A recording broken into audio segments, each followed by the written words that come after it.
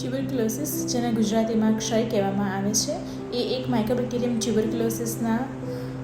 બેક્ટેરિયાથી થતો ચેપી રોગ છે. લગભગ 80% જેટલા દર્દીઓને ફેફસામાં બેક્ટેરિયાના ઇન્ફેક્શન લાગવાના કારણે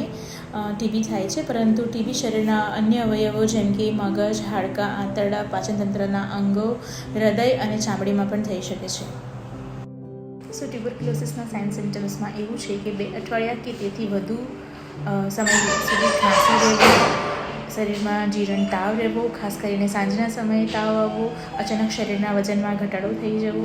અને છાતીમાં દુખાવો થવો, શ્વાસ લેવામાં તકલીફ પડવી, ક્યારેક ગળફામાં લોહી પડે અથવા તો લોહીની ઉલટીઓ થવી.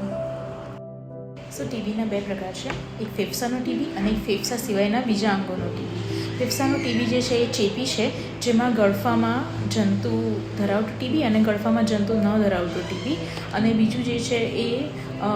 ફેફસા સિવાયનું ટીબી જે બિનચેપી છે